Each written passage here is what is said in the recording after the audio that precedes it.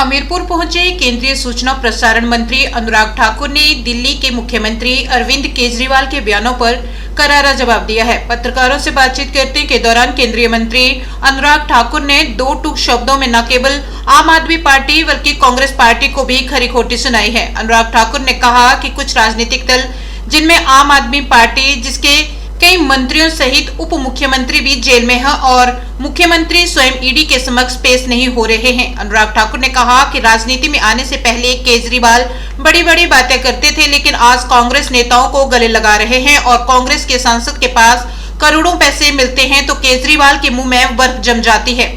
केंद्रीय मंत्री अनुराग ठाकुर ने कहा कि चोरी करने के बाद, भ्रष्टाचार करने के बाद ईमानदारी के सर्टिफिकेट केजरीवाल बांटते हैं।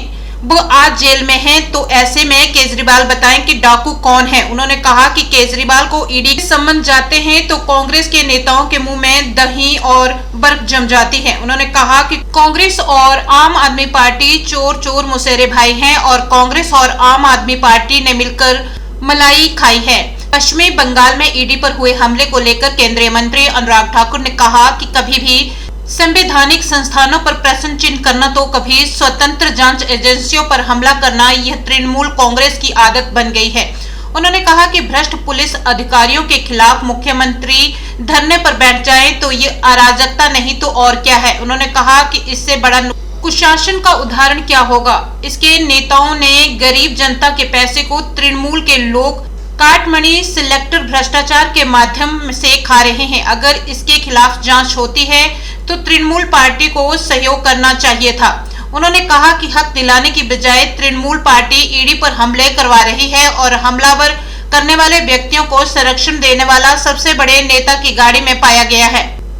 कांग्रेस राष्ट्रीय अध्यक्ष खड़गे के विकसित भारत संकल्प यात्रा पर सरकारी पैसे के दुरुपयोग के बयानों पर पलटवार करते हुए केंद्रीय मंत्री अनुराग ठाकुर ने कहा है कि कांग्रेस के द्वारा 60 सालों में जो गरीबों के लिए नहीं कर पाई है वो मोदी सरकार ने 10 सालों में करके दिखाया है।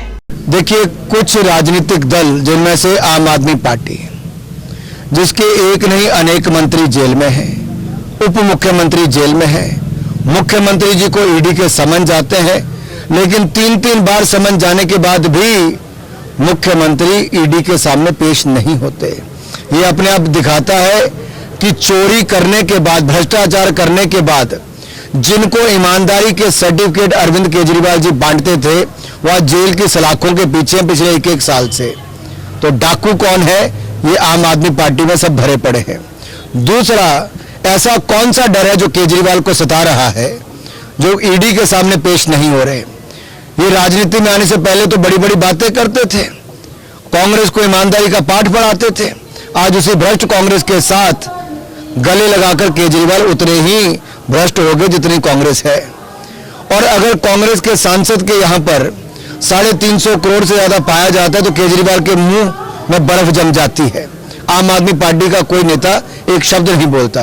और अब जब केजरीवाल को ईडी के समन जाते हैं तब कांग्रेस के मुंह में बर्फ जम जाती है, दही जम जाता है और कुछ नहीं बोल पाते हैं। ऐसा क्यों? ये चोर चोर मुसेरे भाई कांग्रेस और आम आदमी पार्टी ने मिलकर मलाई खाई। कभी संवैधानिक संस्थाओं पर प्रश्न चिन्ह खड़े करना, कभी अदालतों के निर्णय पर प्रश्न चिन्ह खड़े करना और कभी स्वतंत्र जांच एजेंसियों के ऊपर पथराव करना, मारपीट करना, ये तृणमूल कांग्रेस की आदत सी बन गई है।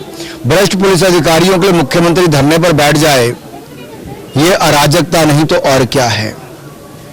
ये इससे बड़ा कुशासन का और क्या उदाहरण हो सकता है कि भ्रष्टाचार जो किया इनके नेताओं ने, तृणमूल कांग्रेस के, जो गरीब जनता के लिए पैसा था वो तृणमूल के लोग कटमनी से लेकर भ्रष्टाचार के माध्यम से खा गए। अगर उसके खिलाफ जांच होती है तो तृणमूल पार्टी को तो सहयोग करना चाहिए कि भ्रष्ट लोगों को पकड़ा जाए और गरीब और जरूरतमंद को उसको मदद मिले, उसका हक मिले। लेकिन उसका हक दिलाने की बजाय तृणमूल पार्टी तो हमले करवा रही है और हमलावर वाले को संरक्षण देने वाला वो नेता जिसकी शय पर किया गया वो किसी और की गाड़ी में नहीं, वहां के सबसे बड़े नेता की गाड़ी में पाया जाता है। इसका मतलब हत्या, अत्याचार, भ्रष्टाचार करने वालों को संरक्षण देने वाला कोई और नहीं, ममता जी का पूरा संरक्षण उनको मिल रहा है। नरेंद्र मोदी जी की सरकार में गरीब कल्याण की अनेक योजनाएं चली। जो कांग्रेस 60 वर्षों में नहीं कर पाई, वो मोदी सरकार ने 10 वर्ष में से कई गुना ज्यादा किया। 70 साल में 74 एयरपोर्ट थे, हमने 76 नए एयरपोर्ट बनाकर दे दिए। पिछले 70 साल में मात्र 7 एम्स थे, हमने 16 नए एम्स बनाकर दिए। पिछले 70 साल में 3,20,000 किलोमीटर सड़कें थी, हमने 4 लाख किलोमीटर ग्रामीण सड़कें बनाई। फिर 90,000 नेशनल हाईवे थे, 90,000 किलोमीटर, अब वो बढ़कर 1,50,000 किलोमीटर हो गए। इसी तरह से ही मेडिकल कॉलेज हर जिले में एक बना दिया। कांग्रेस जो सपनों में भी नहीं सोच सकती थी, उसको साकार करने का काम, संकल्प से सिद्धि का काम मोदी सरकार ने किया। और अब भी मोदी सरकार ये चाहती है कि हर उस वंचित तक जो उसका हक था वो मिले, इसलिए देश भर में विकसित भारत संकल्प यात्रा चलाई गई है, ताकि कोई लाभार्थी ऐसा बचे ना जिसको उसका हक अब तक ना मिले। बहुत सारी जगह देखा गया, कुछ राज्य की सरकारों ने भेदभाव किया और लाभार्थियों को लाभ नहीं मिलने दिए।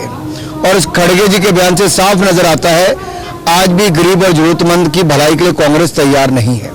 अगर केंद्र सरकार की योजनाओं को जन जन तक पहुंचाने का कार्य हो रहा है, तो कांग्रेस की पेट में दर्द क्यों हो रहा है? आखिरकार उनको पीड़ा क्यों है? उनको तो खुश होना चाहिए था, जो 70 साल में वो नहीं कर पाए, वो मोदी सरकार ने 10 साल में करके दे दिया।